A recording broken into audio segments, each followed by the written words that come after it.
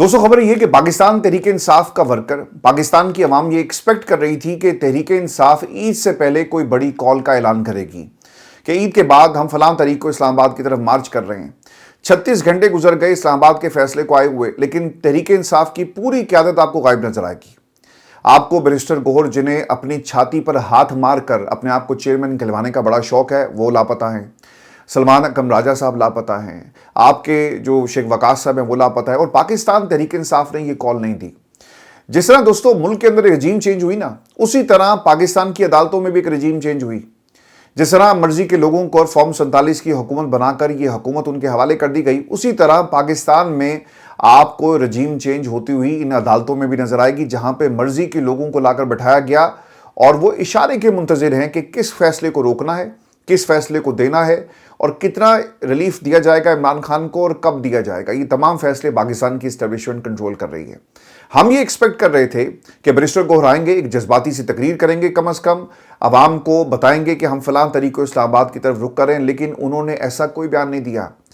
शाहिद खटक, बाबर अमान, सोहेल अफरीदी और जुनैद अकबर साहब ने एक प्रेस कॉन्फ्रेंस की और कुछ और भी इनके साथ कायदीन मौजूद थे, जिन्होंने इस हद तक तो जरूर पैगाम दिया, यानी हार्डलाइनर्स आपको सारे नजर आएंगे। तहरीक इंसाफ की जो मेन क़यादत है आपको नजर नहीं आती। शाहिद खटक साहब ये कहते हैं कि हमें तवक्को थी कि इस्लामाबाद हाई कोर्ट अपने फैसले में लिखेगा कि अगर इमरान खान को कुछ हुआ तो हुकूमत और इदारे इसके जिम्मेदार होंगे, लेकिन फैसले में वो तो क्या लिखना था, बल्कि उन्हें 2 डॉक्टर्स पर मुश्तमिल बोर्ड उन्होंने बना दिया जिन पर हमें इतबार नहीं है। दोस्तों पहले दिन से लड़ाई ये थी, पाकिस्तान की एस्टेब्लिशमेंट ने इनकार किया इनडायरेक्टली, पाकिस्तान की हुकूमत ने इनकार किया डायरेक्टली।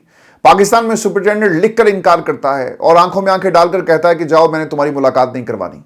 3 जजेस ने फैसला दिया, वो रोजाना जब भी इनकी हर हफ्ते मुलाकात के लिए बहनें जाकर अडयाला के दरवाजे पर खड़ी होती हैं तो वहां पर आपको एक SHO एजाज मिलता है जो कहता है कि हमें ऊपर से हुक्म नहीं और हमने आपकी मुलाकात नहीं करवानी। तो ये पूरा मामला पिछले 4 महीने से चल रहा था। इनकार एस्टेब्लिशमेंट का, हुकूमत का, सुपरिटेंडेंट का, पुलिस का, पूरे निज़ाम का इनकार। और अब आखिरी एक चीज़ रह गई थी जहां से इमरान खान को इंसाफ मिल सकता था, और वो रजीम चेंज के बाद ये महाज भी इनके हाथ में चला गया और वहाँ से भी इमरान खान को इनकार हो जाता है। और जो इनकार पहले हो रहा था, फ़र्क सिर्फ इसमें यह पड़ा है कि यहाँ पर आइनी और कानूनी तौर पर भी वहाँ पर अदालत की अब मोहर लग गई है और इस इनकार को उन्होंने सर्टिफाइड या अटेस्टेड इनकार इसे आप कह सकते हैं। दोस्तों डोगर साहब को ना आज एक वार्निंग जारी की गई है। पाकिस्तान तहरीक इंसाफ के हार्डलाइनर्स ये कहते हैं, जिसमें शाहिद खटक साहब भी थे, कि डोगर साहब मैं तुम्हें खबरदार करता हूं कि अगर इमरान खान की सेहत को कुछ हुआ तो फिर जिम्मेदारान की लिस्ट में आप भी शामिल होंगे, आपका नाम भी है। हम आपसे इंसाफ मांग मांग कर थक गए। अच्छा, वैसे उन्होंने आप नहीं कहा, उन्होंने कहा था कि हम तुमसे इंसाफ मांग मांग कर थक गए। इंसान अपने फैसलों से इज्जत करवाता है ना, और आपकी जो इज्जत है वो हो रही है। और पाकिस्तान की अवाम आपके बारे में क्या सोचती है, ये प्रेस कॉन्फ्रेंसेस में अब बताया जा रहा है। दोस्तों जो सबसे अहम चीज़ थी और जिस चीज़ को मैं पिछले 2 वीलॉग्स में आपके साथ शेयर कर रहा हूं कि तहरीक इंसाफ की कॉल आनी चाहिए और वो कॉल नहीं आई, तो इस तनाजुर में ये जो गैप पड़ गया इन्फॉर्मेशन का, उसमें 3 लोगों ने आकर ये प्रेस कॉन्फ्रेंस की ताकि वर्कर को एंगेज किया जाए, पैगाम दिया जाए कि हम ईद के बाद एक बहुत बड़ी तहरीक का जो है ऐलान करने जा रहे हैं और जिन लोगों ने इमरान खान को इंसाफ नहीं दिया उनके नाम भी अब इस लिस्ट में शामिल हो जाएंगे और वो अपनी अब खैर बनाए। रोज़े ईद गुजर जाने के बाद इनका मुहासरा किया जाएगा, इनके पीछे हम जाएंगे और इन्हें हम सुकून से नहीं बैठने देंगे। ये पाकिस्तान तहरीक इंसाफ के तमाम हार्डलाइनर्स का आज पैगाम था। डॉक्टर बाबर अमान साहब जी आए, उन्होंने भी कुछ बातें कही हैं कि हमने कल अदालत में हुकूमती नुमाइंदों और वकला से 4 चीज़ें मनवाई। सबसे पहली ये चीज़ थी कि इमरान खान को बीमारी, जो पिछले 4 महीने से इस बीमारी को छुपाया जाता है, बीमार होने के 2.5 महीने के बाद उनको आधी रात को अस्पताल लाया गया और वो भी जेल मैनुअल और प्रिजन रूल्स की खिलाफ वर्जी करते हैं। ये उन्होंने अदालत में माना, इससे भाग नहीं सकते। एक मुजरिमाना गफलत थी। और दूसरी बात जो मनवाई गई वो ये थी कि अदालत के सामने कोई मेडिकल रिपोर्ट पेश नहीं की गई, महज पिम्स के एक डॉक्टर की राय बताई गई। और तीसरी बात यह है कि हुकूमत ने अदालत के सामने तस्लीम किया कि इमरान खान का इलाज होना बाकी है। लेकिन मेरे प्यारे भाई, ये कौम को ज़रूर बता दें कि मनवाने से क्या होगा। पूरी दुनिया को मालूम है कि इमरान खान के साथ जुल्म हो रहा है, लेकिन इन फैसलों के अंदर ये चीज़ें लिखी नहीं गई। अगर आप लिख देते थे ना, जिस तरह एडवोकेट जनरल ने कहा कि इमरान खान की जिम्मेदारी, हम रियासत हैं और रियासत जिम्मेदार है और रियासत जिम्मेदारी लेती है, लेकिन इन चीज़ों को फैसले का हिस्सा नहीं बनाया गया। तो आप ये जो बातें करें ना कि 4 चीज़ें हमने मनवाई, वो तो खुद भी कहते हैं कि हम फॉर्म 47 वाले हैं, बंद कमरों में बैठकर यही कहते हैं, उन्हें खुद भी इस चीज़ का एहसास है। لیکن پاکستان کے اندر اس وقت ڈنڈے کا راج ہے. منانے سے اور اس نظام کو اکھاڑ کر پھینک دینے میں بہت فرق ہوتا ہے.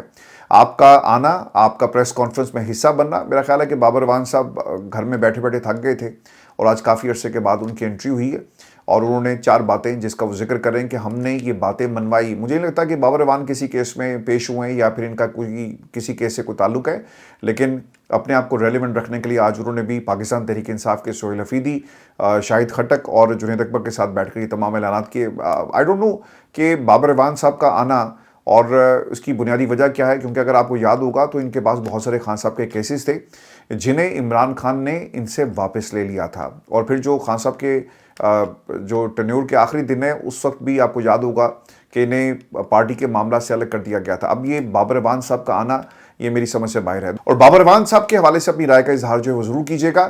اور آخر میں سہیل حفیظی صاحب یہ کہتے ہیں کہ ہم نے پھر خاموش نہیں رہنا، رہائی امن فورس اور پوری قوم پھر کردار ادا کرے گی، اور اب جو ہم نے کال دی تو پھر سنبھالنے والا کوئی نہیں ہوگا. اللہ کرے جی آپ کال دے دیں.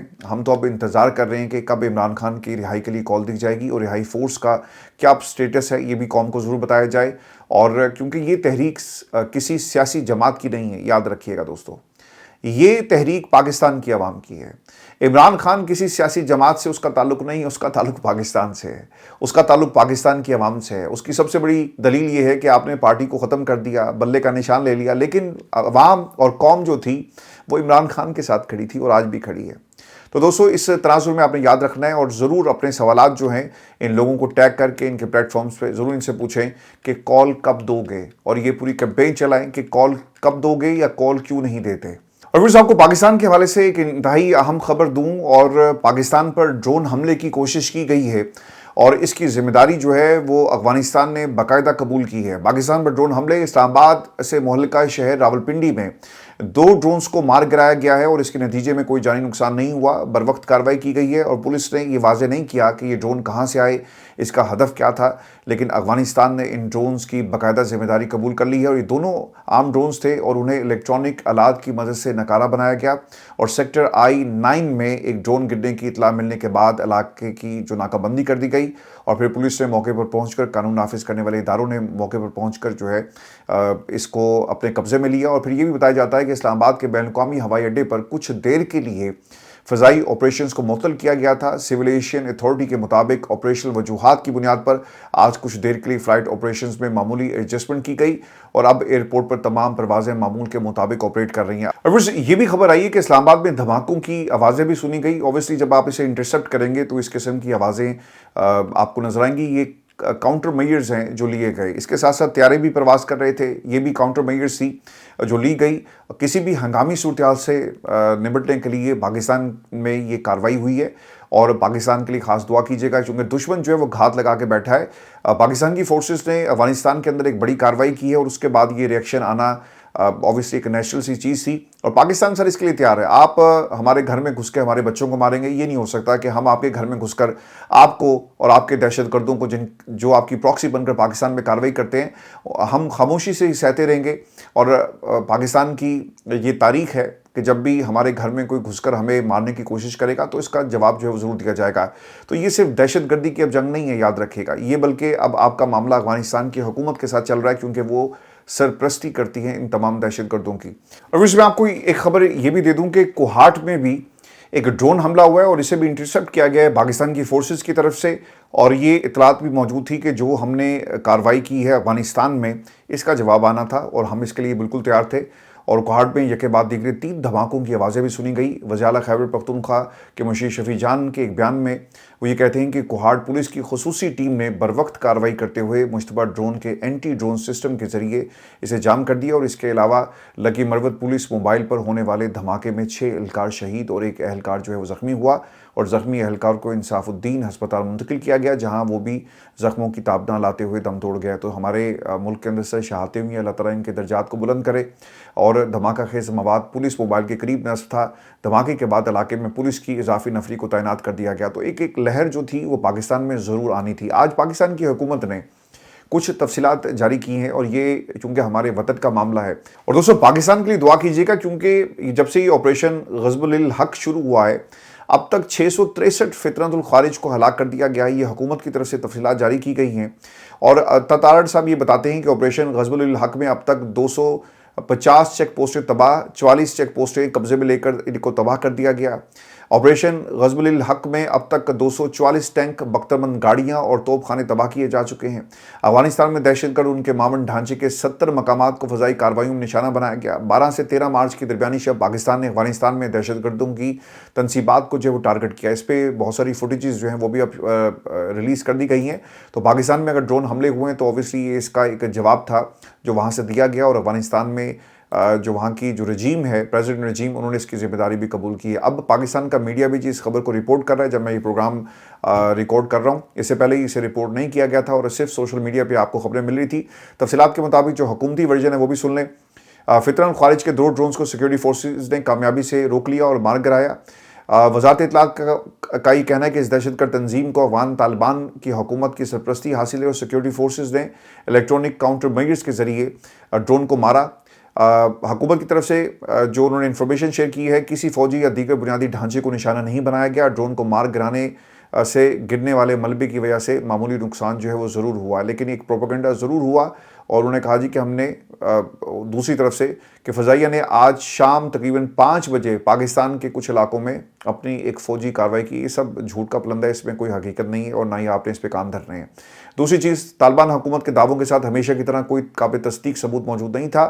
افغان طالبان رجیم متعدد دہشت گرد تنظیموں کو پناہ اور معاونت فراہم کر رہی ہے اور ان دہشت گرد تنظیموں میں بھارتی حمایت یافتہ فتنہ الخوارج اور فتنۃ الہندوستان بھی شامل ہے. افغان حکومت، وزارت دفاع اور رجیم کے دیگر اکاؤنٹس جھوٹی خبریں اور پروپیگنڈا پھیلانے کے لیے بدنام ہیں. حال ہی میں ان اکاؤنٹس نے پاکستان کے طیارے مار گرانے کا بے بنیاد دعویٰ کیا اور افغان رجیم اکاؤنٹس نے پائلٹس کو گرفتار کرنے کی بھی بے بنیاد دعوے کیے تھے. دیکھیں، ان کی فورس ہی نہیں ہے، ان کی ایئر فورس بھی نہیں ہے، ویسے ان کی کوئی فورس نہیں ہے. تو یہ صرف پروپیگنڈا ہے جو پاکستان کے خلاف کیا جا رہا ہے. میں آپ کو 2 چیزیں دوستو یاد کروا دوں. میں اس سے پہلے بھی اس پہ بڑی تفصیل سے بات کر چکا ہوں کہ پاکستان سے سر اوپر کچھ نہیں ہے، پاکستان کی جمہوریت سے اوپر کچھ نہیں ہے اور اس پر کوئی کمپرومائز نہیں ہوگا. ٹھیک ہے، وہ دہشت گرد جو سرحد پار چاہے اس سرحد سے یا دوسری سرحد سے، ایک پاکستان کے بھارت کے ساتھ لگتی ہے، دوسری افغانستان سے لگتی ہے، جو بھی دہشت گرد آئے گا، جو بھی آئے گا، جو بھی پراکسی ہمارے اوپر حملہ کرے گی، اس کا ہم بھرپور طریقے سے جواب دیں گے. اور دوستو ایک چیز جو بہت ہی اہم ہے اور وہ پاکستان کی بارڈرز ہیں. ایک طرف آپ کا بارڈر بھارت کے ساتھ ہے، دوسرا افغانستان سے، اور دونوں اس وقت آپ کے اوپر حملے کر رہے ہیں. ایک نے جنگ ابھی ریسنٹلی آپ کے ساتھ کی اور دوسرا جو ہے حالت جنگ میں ہمارے ساتھ جو ہے وہ لڑ رہا ہے اور وہاں پہ بھارت کی پراکسی ہمارے ساتھ لڑ رہی ہے. آپ نے اس پوری جنگ کو اس تناظر میں دیکھنا ہے کہ اگر خدا نخواستہ ایران میں جو اسرائیل کامیاب ہو جاتا تو پھر باری کس کی آنی تھی. اب تو آپ کے جو وزارت دفاع ہے اس نے بھی یہ بیان جاری کر دیا. خواجہ آصف صاحب بھی اب یہ بات کرنے پہ مجبور ہو گئے کہ ان کا اگلا ہدف پاکستان ہے. ٹھیک ہے، ایک چیز یہ ہو گئی. جس طرح گریٹر اسرائیل کا منصوبہ، کس کا منصوبہ؟ اسرائیل کا منصوبہ ہے نا، نیتن یاہو کا ہی منصوبہ ہے. اسی طرح اکھنڈ بھارت کا جو منصوبہ ہے وہ نریندر مودی کا ہے. تو ان دونوں منصوبوں کو یاد رکھیے گا. اور وہ بار بار ہی کہہ چکے ہیں کہ ہم نیپال کو بھی لیں گے، ہم بنگلہ دیش کو بھی لیں گے، ہم پاکستان کو بھی اپنے اس اکھنڈ بھارت کا حصہ بنائیں گے. یہ ان کی خواہش ہے. اور دوسری طرف گریٹر اسرائیل وہ ایران تک آنا چاہتے ہیں. تو یہ دونوں طاقتیں جو ہیں وہ اسلام مخالف طاقتیں ہیں، پاکستان مخالف طاقتیں ہیں. تو آپ نے اس سینیریو کو بھولنا نہیں ہے. تو اس لیے ایران کو سپورٹ کرنا کیوں ضروری ہے؟ اس لیے ضروری ہے کہ ایک طرف گریٹر اسرائیل کا منصوبہ ہے اور دوسری طرف اکھنڈ بھارت کا منصوبہ ہے، جو کسی صورت بھی قابل قبول نہیں اور نہ ہی کبھی یہ خواب پورا ہوگا. دوستو میں آپ کو یہ خبر دے دوں کہ جب میں یہ پروگرام ریکارڈ کروں اب سے کچھ ہی دیر پہلے ایران نے میزائل حملہ کیا ہے تل ابیب میں، اور الجزیرہ اسے رپورٹ کر رہا ہے، the siren sounds in تل Aviv after Iranian missile launch. اور اس سے پہلے پاسداران انقلاب کی طرف سے بھرپور جواب دینے کا اعلان کیا گیا تھا اور چاروں طرف سے اس وقت تل ابیب انڈر اٹیک ہے. لبنان والی سائڈ سے بھی حزب اللہ ان کے اوپر حملے کر رہا ہے اور دوسری طرف اگر آپ دیکھیں تو ایران نے بھی اپنے ان حملوں کا اعلان کچھ دیر پہلے کیا تھا. اور آج جب ہزاروں کی تعداد میں، لاکھوں کی تعداد میں ایرانی عوام سڑکوں پر تھی تو ہم نے اسی قسم کے حملے ایران کے اندر بھی ہوتے ہوئے دیکھے ہیں اور بہت ساری شہادتیں بھی ہوئی ہیں پچھلے 12-13 دنوں کے اندر. اور دوستو ایک ڈیولپنگ سٹوری سعودی عربیہ کے حوالے سے، جہاں پہ ایک بلسٹک میزائل کو انٹرسپٹ کیا گیا اور بتایا جاتا ہے کہ یہ ایران کی طرف سے لانچ کیا گیا تھا اور اس کا ٹارگٹ تھا الخرج گورنریٹ، جسے کامیابی سے انٹرسپٹ کیا گیا ہے۔ ایک اور خبر میں آپ کے ساتھ شیئر کر دوں کیونکہ بہت تیزی کے ساتھ یہ ڈیولپمنٹس ہو رہی ہیں مڈل ایسٹ میں۔ حزب اللہ نے جو راکٹس ہیں وہ فائر کیے ہیں، اسرائیلی ٹروپس کو نشانہ بنایا گیا ہے، اور ایران ایک طرف سے ٹارگٹ کر رہا ہے اور دوسری طرف سے حزب اللہ کے حملے جو ہیں وہ جاری ہیں۔ آپ کو میں یہ بھی خبر دے دوں کہ تل ابیب کے اندر کچھ ویڈیوز سے سوشل میڈیا پہ گردش کر رہی ہیں جن میں بڑے پیمانے پر دھوئیں کے بادل اڑتے ہوئے دکھائی دے رہے ہیں۔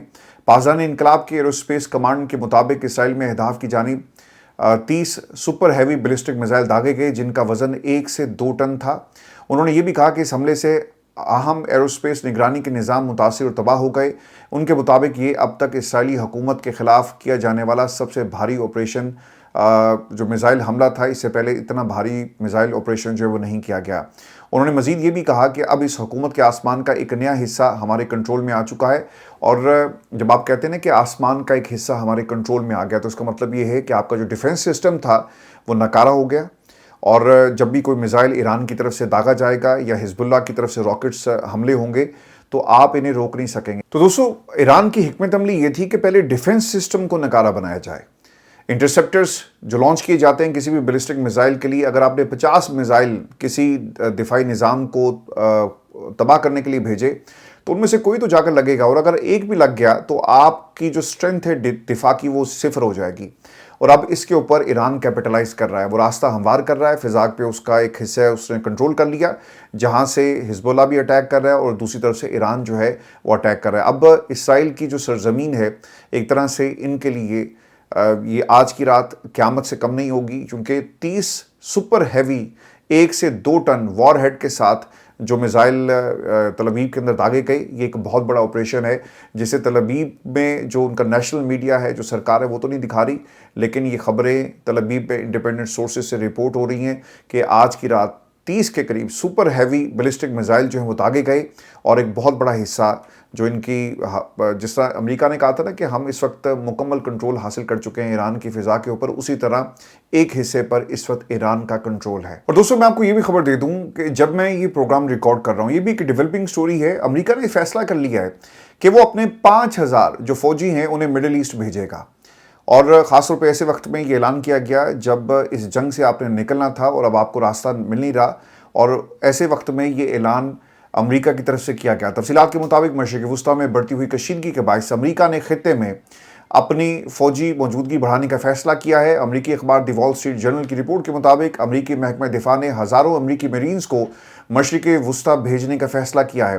رپورٹ کے مطابق اقدام امریکی سینٹرل کمانڈ سینٹ کام کی درخواست پر کیا جا رہا ہے۔ رپورٹ میں کہا گیا کہ یہ درخواست ایسے وقت میں کی گئی جب ایران آبنائے حمز میں جہازوں پر حملے اور بارودی سرنگیں بچھانے کے اقدامات کر رہا ہے۔ دیکھیں، جب یہ سوال ہوا نا اراکچی سے، تو اگر آپ ان کی باڈی لینگویج کو دیکھیں نا تو فوراً ڈپلومیسی کے اندر پہلی چیز ہوتی ہے آپ کی لینگویج، آپ کی باڈی لینگویج جو ہے وہ سب سے امپورٹنٹ ہوتی ہے۔ آپ کا مسکرانا، آپ کے چہرے کے تاثرات آپ کا حال بتا رہے ہوتے ہیں کہ آپ ایز اے کنٹری کیا فیل کر رہے ہیں۔ وہ مسکراتے ہوئے کہتے ہیں کہ اچھا آ جاؤ یار، ہم تو تمہارا انتظار کر رہے تھے اور ہم بہت دیر سے تمہارا انتظار کر رہے ہیں۔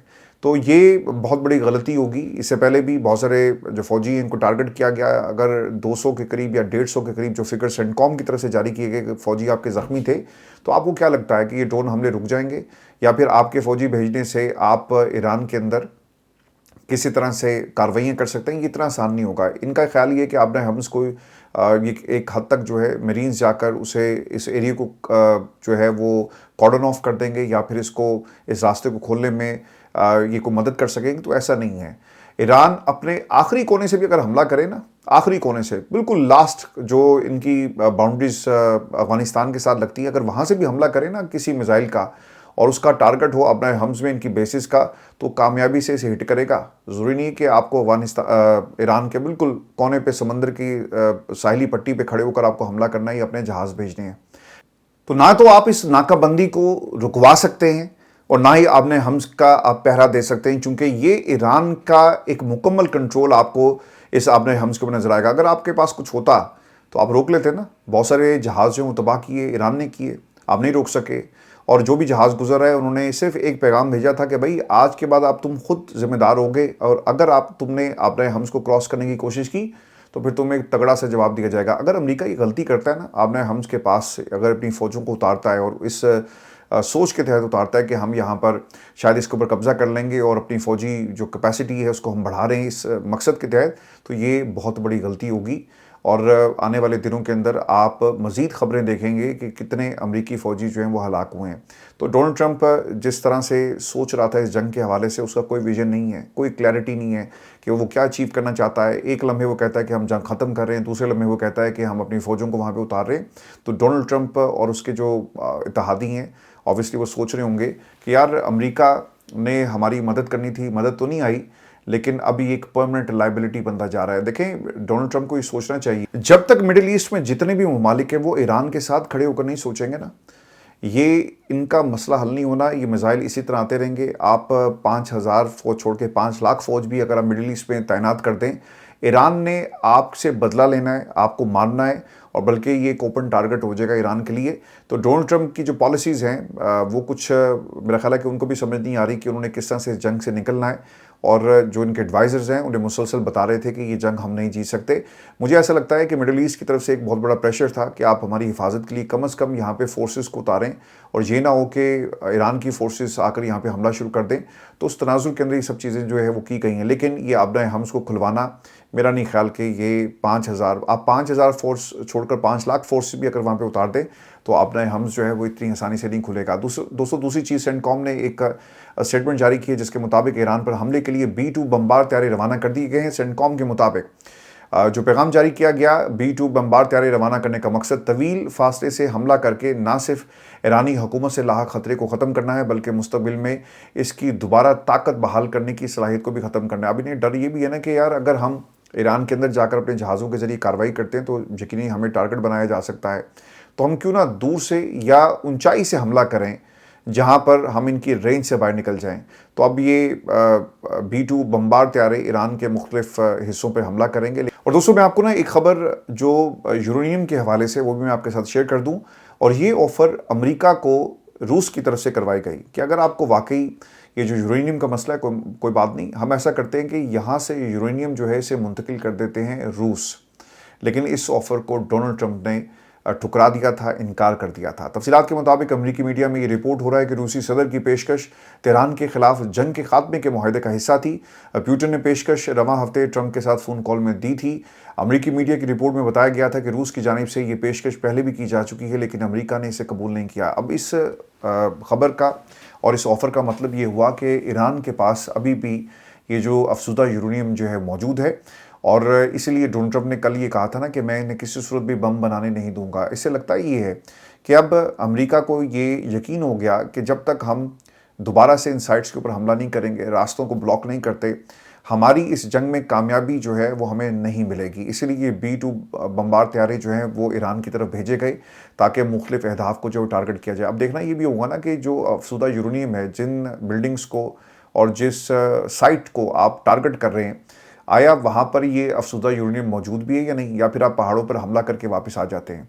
तो इस तनाजुर में भी दोस्तों ये अमेरिका को सोचना पड़ेगा, और जितना आप इस जंग को तवील करेंगे, डोनाल्ड ट्रंप के लिए मुश्किलात उतनी बढ़ती जा रही हैं। मैं आपको ये भी खबर दे दूँ जाते जाते, ऑपरेशन वादा सादिक 4, ईरान ने अमेरिका और इसराइल के खिलाफ मिसाइल हमलों की 45वीं लहर शुरू कर दी है, और ये अपनी नौयत का सबसे बड़ा हमला है। और तल अवीव के अंदर बताया जाता है कि 35 के करीब, 30 से 35 के करीब मिसाइल जो हैं वो बैलिस्टिक मिसाइल जो 1 से 2 टन वॉरहेड जो है वो ले जाने की सलाहियत रखते हैं, ये लॉन्च किए गए, और ये तल अवीव में अब तक होने वाला सबसे बड़ा हमला है। ये हमारी आज की वीडियो थी। अपने कमेंट जरूर भेजिएगा। आपसे दोपहर को मुलाकात होगी, और इरफान हाशमी टॉक्स दोबारा से जी हमने एक्टिव हो गए उसके ऊपर, तो जाकर ज़रूर उस प्लेटफॉर्म को भी आप फॉलो कर सकते हैं। जितनी भी इंटरनेशनल डेवलपमेंट्स हैं वहाँ पर हम हर 3 घंटे के बाद एक वीडियो अपलोड कर रहे हैं। अपना ख्याल रखिएगा, इजाज़त दीजिए, अल्लाह ने के बाद।